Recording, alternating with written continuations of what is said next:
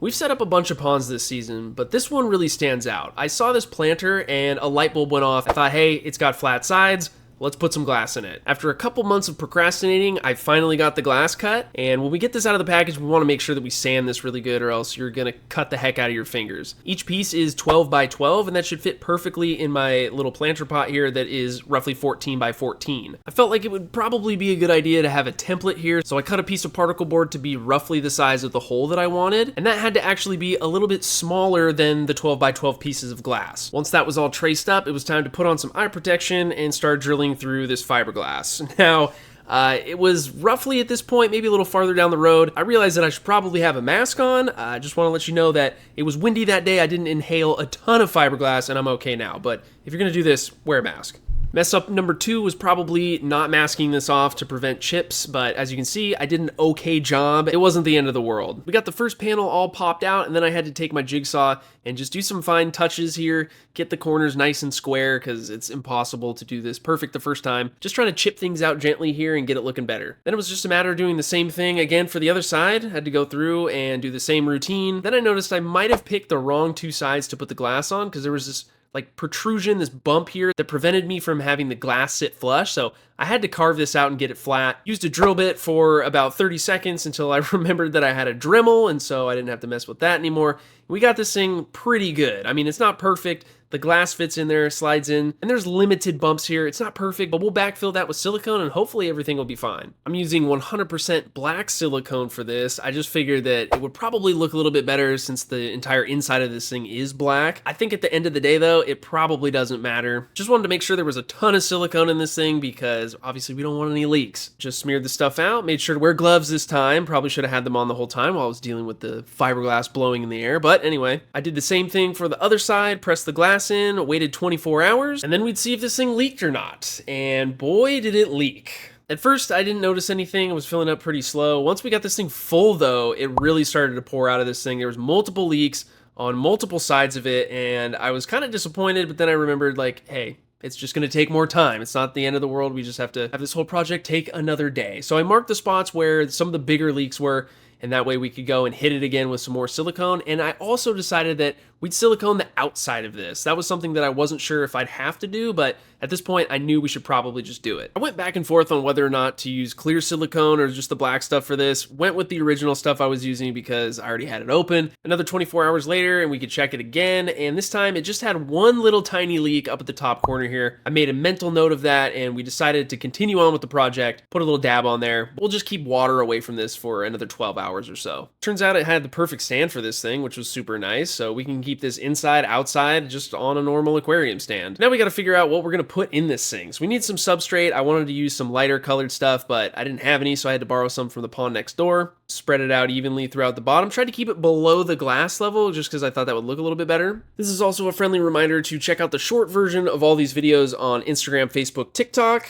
I'll have links down below so you can check that out if you're unaware of it. We're going to treat this just like a normal aquarium so we can add fish to it relatively quickly. That means we're going to be using the Fritz Pond Guard to dechlorinate, get rid of any chloramines that might be in the water. And we're also going to add in some beneficial bacteria because why not? It's just going to help build the future environment for our fish and it makes me feel good. And we just fill her up now. We got to make sure that we don't go all the way up. We got to have that little spot dry first, but I'm just checking this thing, making sure that there's no leaks down at the bottom now. Everything looks good. We can move on to plants. So we're going to be borrowing a bunch of plants from different ponds, starting with the Pokostamon octopus, my new favorite plant this summer. Grab a few stems of that. And I also grabbed a bunch of dwarf sage from other ponds. I think we want to just fill this out and have it be like a little jungle. I'm going to keep this one real simple. I still think it's going to look good, but we need a plant for up out of the water. So we're going to use this peace lily, and to attach it to our aquarium, we're going to be using some pothocary clips. So I have here this one that's supposed to be for a big peace lily, and mine is not quite big enough, but I think it's still going to work. This is going to make it to where we can just clip it onto the side of the tank and we can move it around super easy. You got to check out the pothocary clip stuff, guys. I'll have links down below. They're a real problem solver, especially if you're trying to do cool stuff like grow things out of your aquarium. So once the peace lily was in place, we then just filled up the aquarium, got it a little bit closer to that mark. I still got to wait for the silicone. But then I remembered we have some more terrestrial plants that are also on different pothocary clips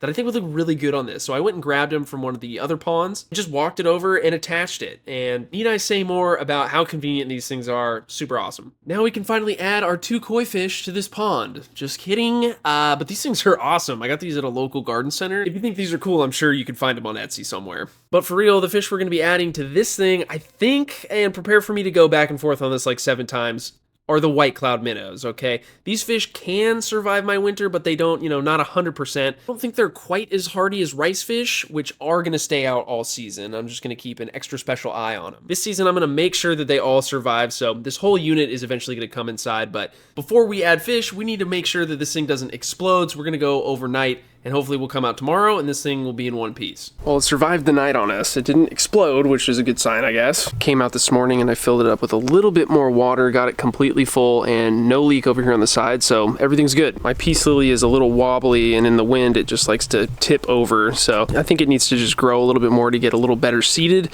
and of course if it was inside it would be just fine. Let's actually grab another one of these things because I really like the look of the vines. Maybe we'll hang it over on this side of the pond. The roots do block a lot of the visual space in here, but I think it still fits the vibe of the whole thing. And I mean, from the outside looking in, it just looks so cool. I'm just kind of waiting for the temperature of the water to get up a little bit more. The sun's about to start hitting this thing. Hopefully the sun doesn't abuse this peace lily though. I don't know, I'm a little worried about it. The nice air-conditioned headquarters. Yo, check out all of these golden white cloud minnow fry. This is the first tub that maybe you saw the clip in the video where I showed how we accidentally got all these fish. They're getting close to, I think these ones, the date I have written on the side of this is 7/15 with a question mark, and it's now, we're in the beginning of September, so it's been almost a couple months. We're gonna raise these fish up inside during the winter time, get them nice and big and mature, so that way next summer we can explode with minnows. They're gonna be freaking everywhere. So they're in this bowl for right now, but they're not gonna be in here for much longer. We gotta figure out a tank situation for, a lot of fish. We don't wanna keep them in these tubs for forever. But I think the fish that we're gonna add to our little pond are gonna be these black midnight madakas. These are some of my oldest fry. They're pretty much, young adults at this point. Juveniles, I should say. They're not quite there yet. But I think they're gonna be a good choice to go in there. But to be completely honest, I don't know how long these fish are gonna be in that pond and how long that pond is actually gonna be outside for. Winter is coming, it's coming fast. So, the rice fish can handle it. I would prefer to have adults in there and not like juveniles like this, even though they'll be fine. I still need these fish to grow a lot, and they're not gonna do a whole lot of growing if they're in super cold water and they're not getting a ton of food. So we might switch that out, and as soon as I bring it in, we'll swap the fish and put our minnows that are in the pond outside in there and overwinter them that way. I'm just not sure yet. I just wanna wait like another week before I know that thing for sure isn't gonna leak. That would just make me feel a lot more comfortable and, before we start doing anything super long term with it. All right, fast forward, and we did put the minnows in here, no madakas, but my mind is about to almost change again. Don't worry.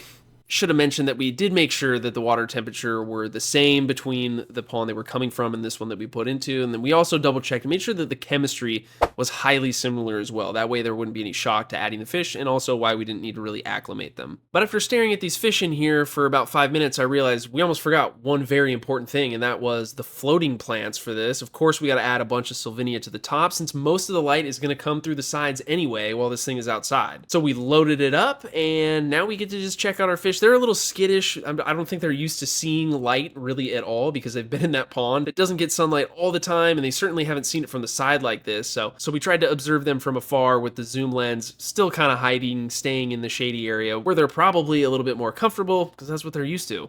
And yeah, I had to temporarily remove the lily because the sun beating down over here was just way too hot for it, especially it being brand new to not having dirt around it. Again, we're just keeping this thing out here for a couple weeks, then we're gonna move it inside, where the peace lily should thrive and do much better. Not such a good idea for outside. I also gotta show you guys how cool this thing looks at nighttime. So there's a light that's actually on the shed that helps illuminate it, but you pair that with that little book reading light thing that we used on a bunch of other ponds, and this thing just looks awesome. I'm super bummed that we're gonna have to move it inside. This would have been an awesome fixture for the outdoor life this summer. Fast forward another week of it sitting out here, and it didn't explode, it didn't leak, so I think it's time to bring it inside because it is getting really cold at nighttime and we might as well just do it. So I netted up all the minnows, put them in a little tub, and again, the plan was to just put them into this thing once we get it filled up inside, but that's not exactly what happened.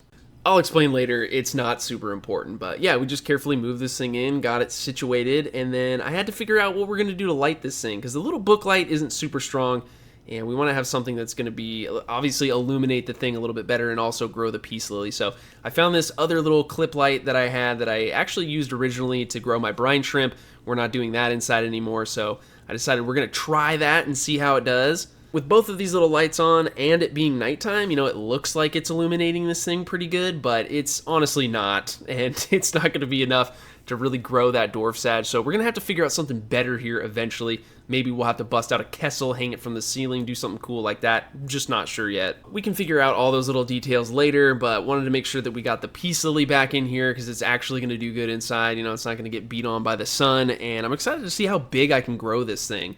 The root system is going to have a little transitional period where it's going to die off, but I think together with this whole system, we're not going to see any ammonia or anything harmful for our fish in the water. It should be just fine, but we'll keep an eye on it. It's been a few days since we got this thing set up, and I keep going back and forth on the fish. Like, we had the minnows all ready to go, then I changed my mind again, decided that maybe we should put the koi rice fish in here to safeguard them throughout the winter and maybe do some breeding with them. I put the minnows back in their pond, and then I kept thinking about it, basically couldn't make up my mind, and I think we are going to actually put the minnows in this thing. I knew there was one tiny black rice fish in here. Now there's 4 of them. Not sure where these fish come from or how they get in here. I'm sure they came off of the roots that were in these things, but regardless, we're gonna have to net those out because the minnows will probably eat them if they find them. But yeah, we are gonna put those minnows in this thing, and then we can be done thinking about it. It's just what's gonna happen. And then hopefully I won't change my mind and have to pull them out and put something else in here, but that's what we're gonna do.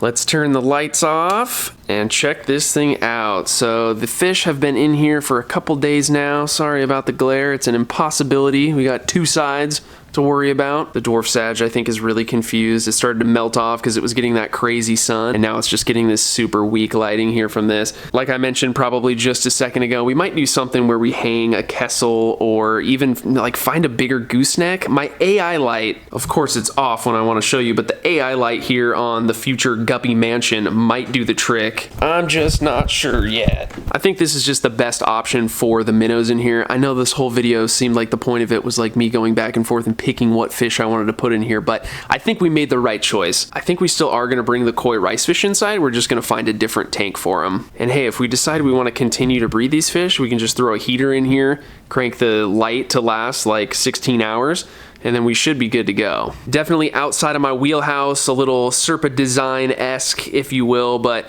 I'm pleased with the way it turned out. If you don't look at it super close, it kind of looks like a prefab thing. I mean, I don't want to toot my own horn here, but I think I did a pretty good job. We're crossing our fingers that this thing doesn't leak.